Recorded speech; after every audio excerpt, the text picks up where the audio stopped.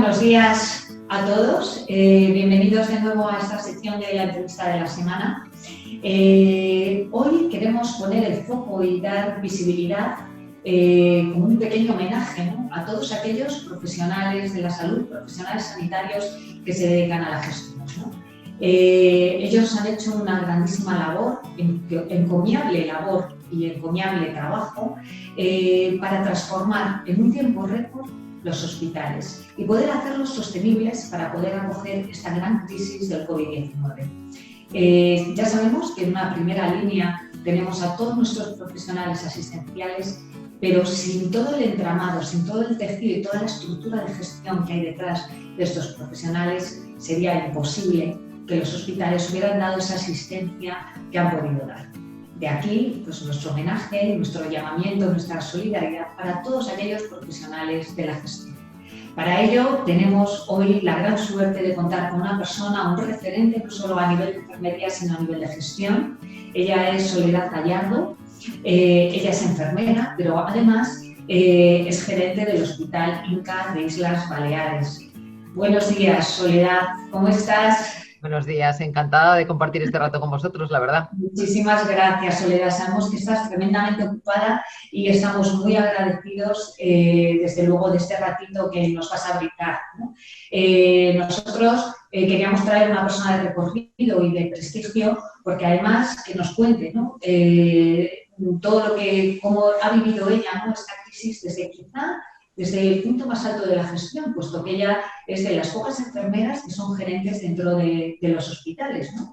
Y cómo ha vivido, cuál es su experiencia personal, qué le ha supuesto este reto, ¿no?, dentro de COVID-19, y desde luego yo creo que con su testimonio muchísimos de los profesionales que estáis ahí escuchándonos os vais a sentir representados.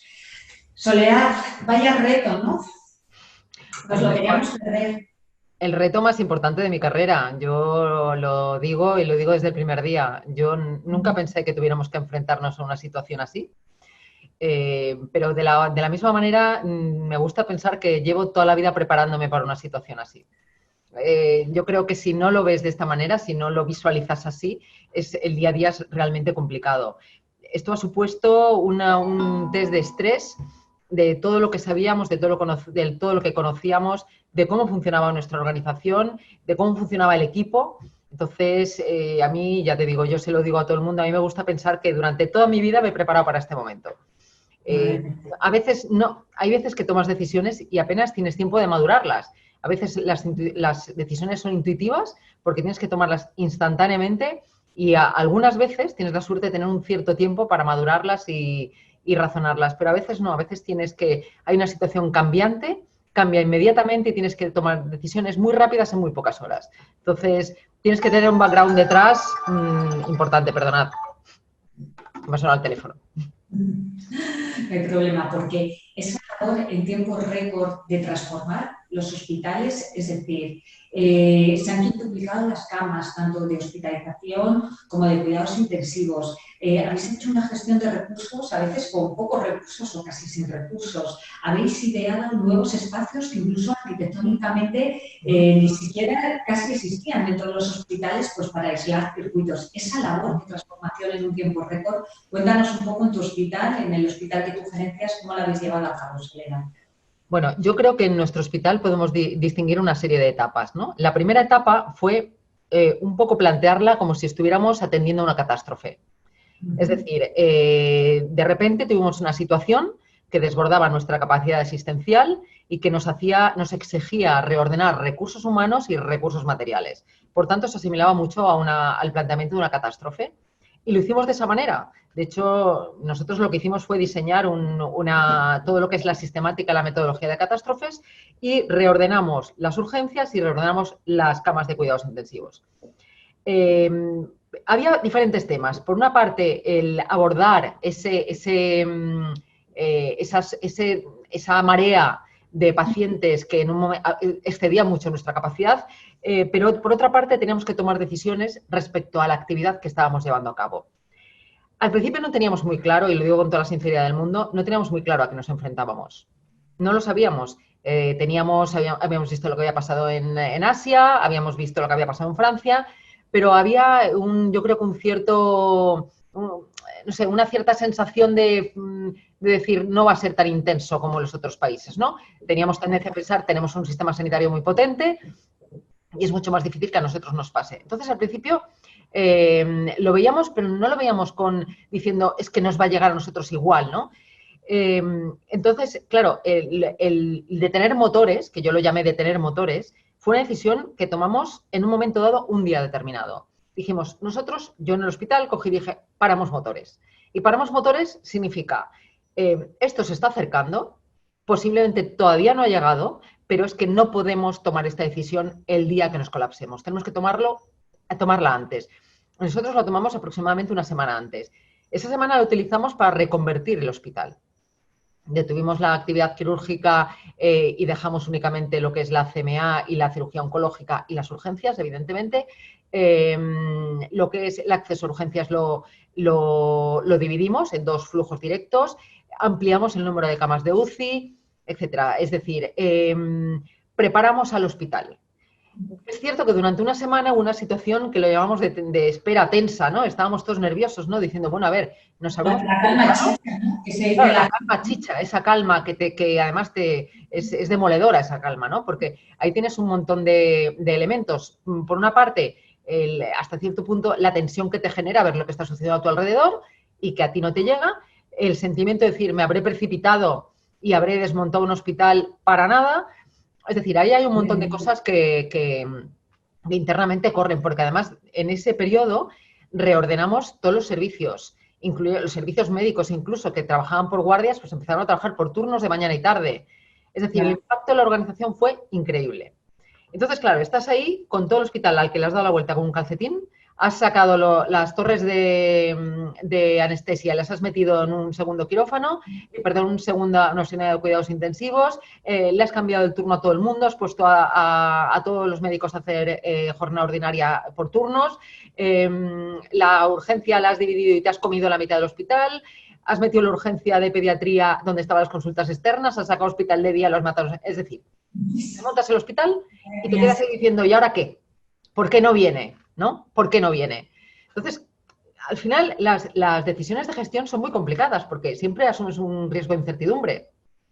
Claro, en esas decisiones primaba el riesgo a lo que podía ser, más que a la certeza que tenías, que en ese momento nadie teníamos certezas.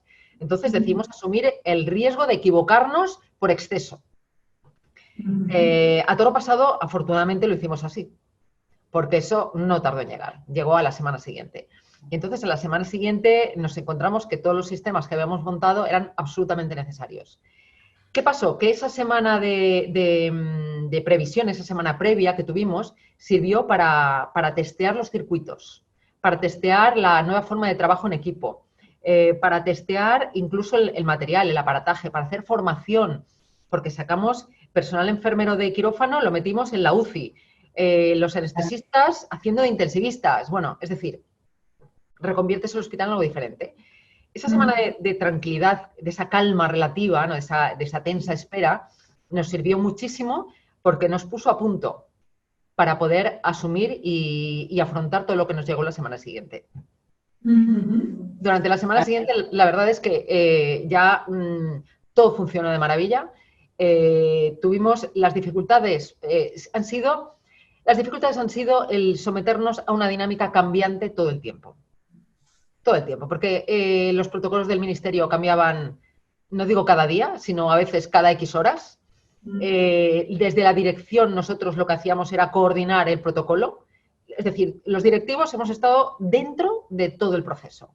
No hemos estado fuera, hemos estado dentro.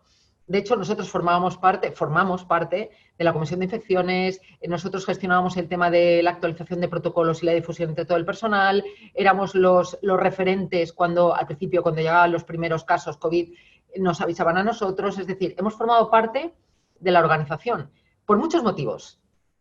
En primer lugar, porque yo creo que era necesario que fuera así, porque a veces esa visión general que tú tienes es la que te da la visión de si la organización está funcionando como un reloj o no. Cuando tú estás en tu área, tú ves tu área y la conoces mejor que nadie. pero es muy difícil que veas cuál es la dinámica de las otras. Nosotros tenemos esa perspectiva general que es la que nos permite identificar los puntos débiles, si es que los había, los errores de proceso, de interfase de proceso, etcétera. Y luego, por otra parte, porque desde el principio era una forma de decirle a nuestros profesionales, tú te estás dejando la piel, pero yo voy a estar aquí contigo. Entonces nosotros, yo siempre digo que desde el 17 de febrero hasta el fin de semana pasado no hemos librado ni un solo día. Madre mía. Ni uno. Todos los días han sido lunes, de lunes a domingo. Pero era nuestra forma de decirle al profesional, estoy a tu lado. Estoy a tu lado. Y tú estás dejándote la piel, pero yo estoy aquí cerca, ¿sabes? Y no estoy en casa meditando, estoy aquí, en el hospital contigo, ¿no? Entonces, ya te digo, todas esas dinámicas, esa gestión de la incertidumbre, porque yo creo que ha sido, en Venezuela la directora médica me decía, esto no se aprende en las escuelas de negocio, ¿no? Y yo le decía, no, esto no se aprende en ningún lado, se aprende con la experiencia. Pero esas dinámicas cambiantes con el tema, por ejemplo, de los EPIs, de los equipos de protección, ¿no? Que al principio se planteaba una cosa y se fue intensificando el uso del EPI a medida que se tenía más conocimiento, se tenía más evidencia. Claro, con las dificultades que ha supuesto, etcétera. Ese gestionar el cambio ha sido probablemente lo más difícil de todo lo que hemos hecho, sin ninguna duda. La verdad es que sin duda es un reto, Soledad, y posiblemente, no sé, nunca se sabe, ¿no? Pero no nos enfrentemos a nada igual, porque aunque pudiéramos tener un repunte, estamos sobre ello. Quiero decir, porque ahora mismo, ¿cuál es la situación? Hablábamos nosotras un poquito de récord y efectivamente ante la situación, esa presión, ¿no? En los hospitales ha disminuido, pero estamos como en otra fase. Una fase, yo creo que también muy compleja, porque si llegara a desaparecer todas esas medidas y todo ese despliegue que se había mantenido durante estos 2 meses, la mayor parte de los hospitales, incluso aquí en Madrid, que ha sido una de las zonas más afectadas, empiezan a recuperar el pulso o tratan de recuperar el pulso un poquito hacia la normalidad, no habiendo consultas, pero sí ya pues haciendo algo de cirugía, etcétera, etcétera, ¿no? ¿En qué fase estáis vosotros ahora? Y yo creo que realmente una fase también complicadísima, ¿no? Porque convivir ya todo es como rizar totalmente el ritmo. Mira, la fase previa, la fase que estamos afortunadamente finalizando, de la que estamos saliendo, era una fase enormemente compleja por lo que te decía del tema de la incertidumbre, de la gestión de la incertidumbre, ¿no? De un microorganismo que además tenía un comportamiento en principio bastante errático, ¿no? No afectaba a todos los pacientes por igual, los pacientes que empeoraban mucho y muy rápido. Es decir, pero una vez que tuvimos el método, ya era rodado. Y además había una ventaja, entre comillas, que era el secuestro del hospital. Es decir, el hospital solo se dedicaba a eso, más lo que te he comentado de, evidentemente, las consultas no demorables, las urgencias quirúrgicas, etcétera. Pero el grueso del hospital solo se dedicaba a esto. Entonces, una vez que adquirimos el método, ya era seguirlo, mantenerlo en marcha, mantener la rueda girando. ¿Qué pasa? Que ahora entramos en una situación de una complejidad increíblemente grande.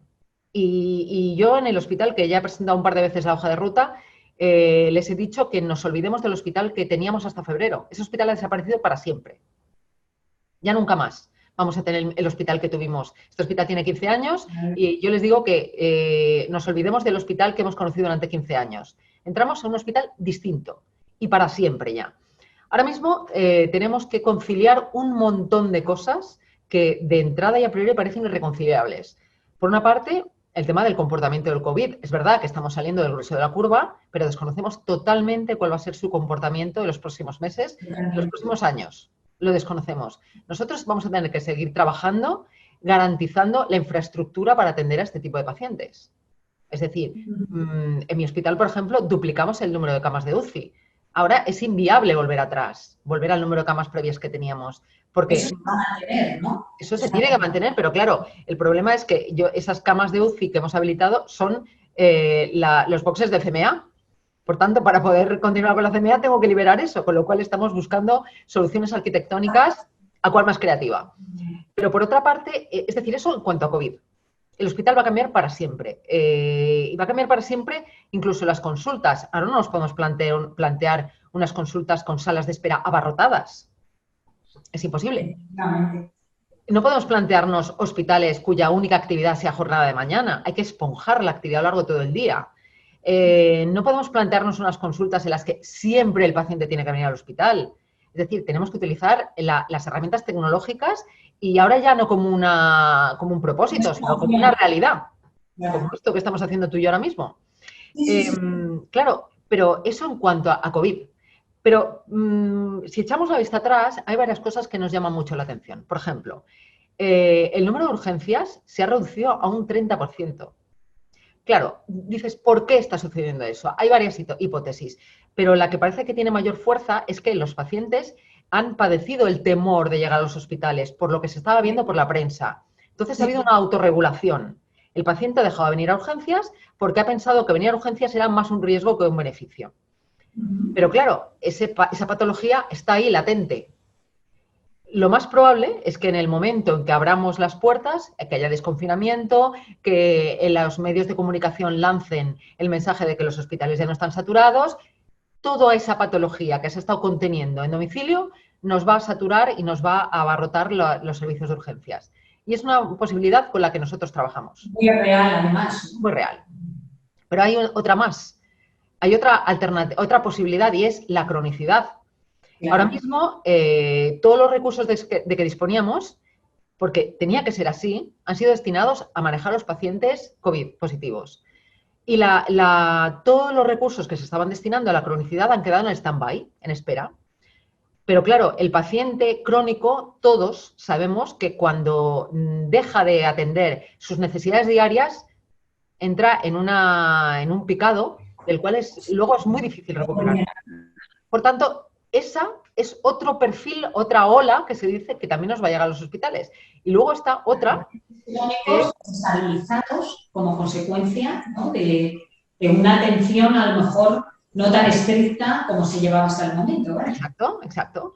Y luego además está toda la patología mental y emocional, que además la directora médica de mi hospital es psiquiatra y ella desde el primer día me lo comentó. Dice, es que no somos muy conscientes de la avalancha de pacientes que vamos a tener desestabilizados, pacientes. Pero no solo pacientes, porque muchos de los pacientes el seguimiento se hace en domicilio, de forma ambulatoria. Y muchos de ellos forma parte del tratamiento terapéutico el tema de autorresponsabilizarse de su propia enfermedad.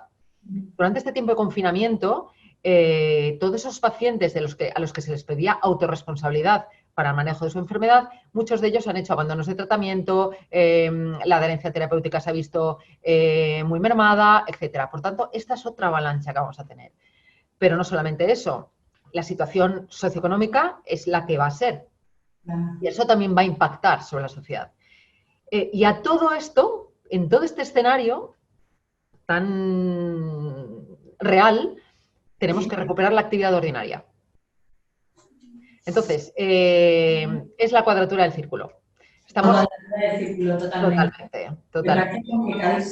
Es muy complicado, es realmente complicado. Estamos nosotros trabajando desde hace 3 semanas. En el momento en que empezó a bajar la curva de contagios, nosotros empezamos a trabajar en esta transición y en este hospital del futuro. Y bueno, se exige un cambio cultural absoluto. Un cambio, pero desde la raíz, integral. Y exige que todos los profesionales comprendan lo que yo decía, ¿no? Que nunca más volveremos al hospital del que partimos en febrero. Nunca más. O sea, vamos hacia otra cosa completamente diferente y la responsabilidad de construir esa cosa diferente es nuestra.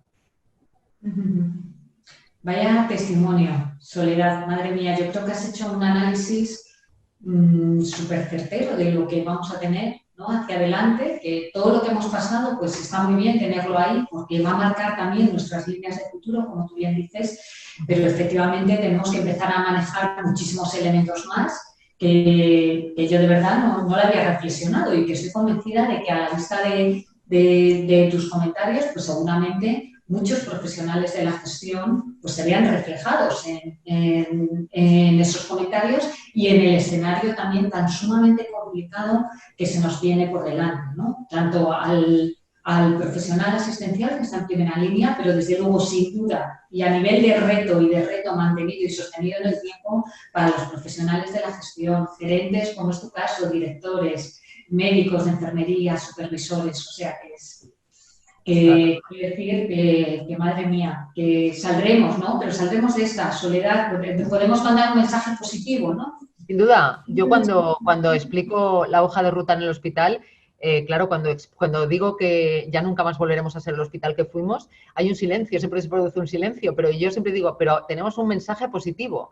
Y el mensaje positivo es que somos perfectamente capaces de hacerlo, porque fuimos capaces de sacarnos un hospital de la manga en una semana.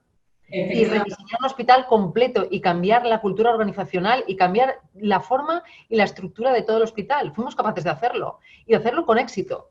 Por tanto, si hemos sido capaces de hacer lo que hemos hecho, somos perfectamente capaces de diseñar un hospital nuevo que dé respuesta a las necesidades del futuro, bueno, de un futuro inmediato.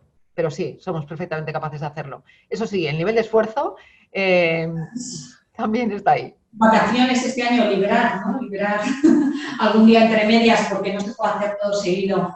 Pues Soledad, me ha encantado, de verdad, todo lo que nos has contado. Me quedo con ese mensaje, quiero dejarlo ahí para todos esos profesionales que nos están escuchando, ese mensaje también positivo de que no seremos los mismos de antes, nuestros hospitales no serán igual, pero lo que está claro es que esta prueba de fuego hemos podido con ella y hemos saltado esa hoguera.